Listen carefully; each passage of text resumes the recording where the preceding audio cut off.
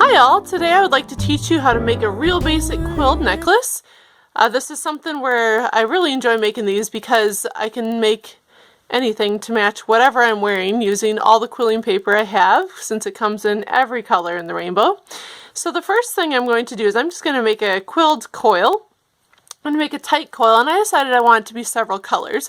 So just like the first few videos described, how to make a multicolor coil is to take paper and glue it end to end.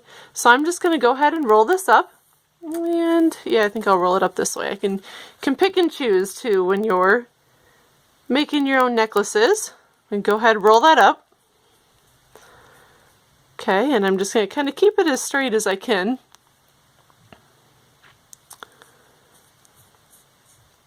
Gets off track, remember, just loosen the tension a little bit and then squeeze it between your two fingers. Okay, so this is just a real basic tight coil. I'm going to go ahead and glue that end down, and this is just a small piece of my necklace. This is just something that I decided I wanted these particular colors, and I'm just going to make an abstract, just random rings necklace, I guess we could call this. I'm going to go ahead and take it off my tool, and one thing about tight coils, if you ever go to pull it off and it's kind of stuck, oops, in this case it's not even glued, it's kind of stuck, something you can do is just kind of roll it the opposite direction, so just like, you know, lefty-loosey, righty-tighty, and then it should just slide right off. So I'm going to go ahead, just maybe squeeze that on the top a little bit just to make sure everything's nice and level, and there you have it. Now I have one piece of my necklace, so I went ahead and did other pieces of my necklace. Just like so. Alright, so what I'm going to do is I'm actually going to take and glue these together, and to do that all I'm going to do is take glue on the side and then just press it right where I want it, and we'll let that sit for a little bit. I'll go ahead and do that with all the rest of the pieces and come back when it's done. So my jewelry is set, it's ready to go. I've again just glued the sides and just glued the sides of the paper together.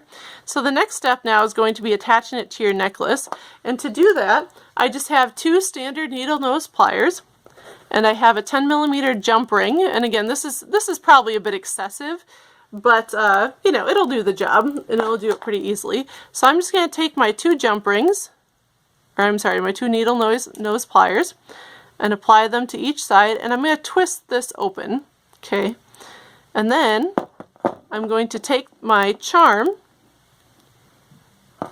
and I'm going to go ahead and at this point in time, if you have a smaller jump ring, you can also lay in your necklace. I'll go ahead and do that too, and then with my two needle nose pliers I'm going to twist them back together, just kind of overshoot, undershoot, back and forth, and there you have it.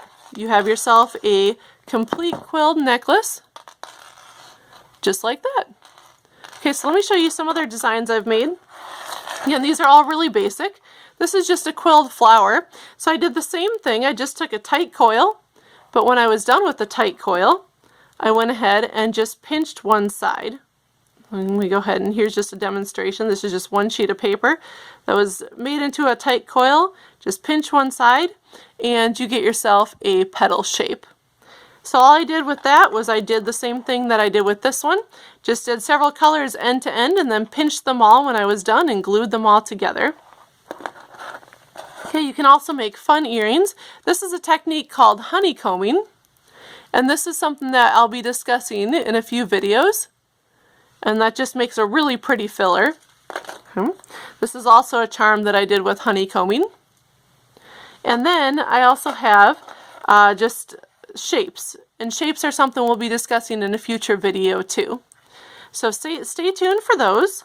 And if you have any questions, just let me know. Otherwise, I think you guys are good to go on quilled jewelry. If you want to make earrings to match this, you could just make these smaller pieces. And again, you do the same thing with the jump rings and just connect them to earrings instead.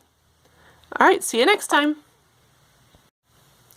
I did forget to mention one thing, and that is, what should I do with my jewelry when I'm done? Should I seal it? And the answer is, it's up to you. Now, where I live, it rains a lot.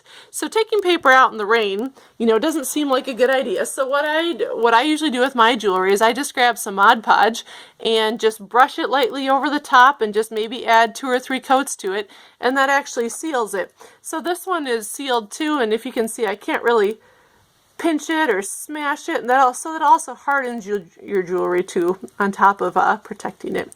So just another little tip. We'll see you next time.